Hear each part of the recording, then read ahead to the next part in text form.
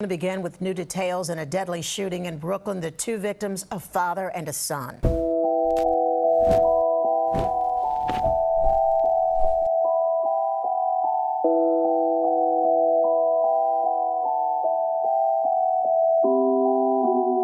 On October 29, 2023, in East Flatbush, Brooklyn, phone calls began to flood the police station with complaints of gunshots in a project building hallway. Husband and son were ripped away from her at the hands of a gunman, a man, she says, who lives in a downstairs apartment. The victims identified by this mother as Vladimir Mathurin, her husband, 47 years old, and Chinwe Mood, 27 years old. At 1418 Brooklyn Ave, in a well-known East Flatbush housing complex where stars Barbra Streisand and Michael K. Williams grew up, a woman emerges from the apartment and exchanges words with the neighbor, who was identified by cops Tuesday as Jason Pass, age 47.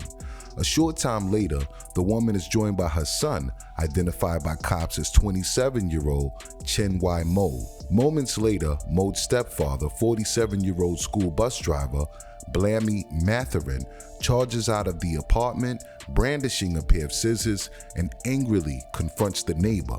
Mathurin's wife tries to drag him away, but Mathurin refuses and pushes her back. At that very moment, the verbal dispute takes a harrowing turn when the neighbor in black pulls out a handgun and aims it at Mathurin. Mathurin spots the gun but waves it off. He turns around and begins walking towards his apartment, at which point the neighbor opens fire and strikes Mathurin, who falls to the floor. Mode, the stepson, who was also in the hallway, tries to get away from the gunman, but the neighbor fires multiple shots at him, including at least twice after he collapsed in a pool of his own blood next to a staircase. The suspect then returns to Mathurin, who is still alive and struggling to get up, and shoots him execution style on his own doorstep. The suspect opened fire, killing the husband as well as the son. Police recovered 9 shell casings from the hallway. This is a 4th-floor apartment that this happened. The suspect, Jason Nathaniel Pass, age 47, born October 1976.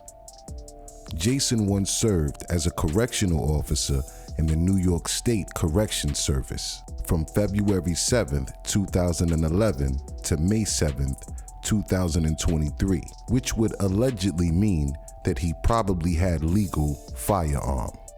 Jason also studied criminal justice at the City University of New York, John Jay University, between the years of 2014 and 2015. He was also registered to vote under the Independent Party. Fortunately for Jason, he didn't seem to be a criminal, or at least a career criminal. The only thing that I could find on his criminal history was a traffic violation. Obedience to traffic control devices, turning movements, and required signals. In December of 2016, it seems that Jason was pulled over in the state of Pennsylvania, where he committed a traffic violation due to not using his signal. Not sure exactly what Jason was going through at this particular time, but it seems to be something very stressful in order for him to take the life of another man as well as their son in front of the mother. He's not violent.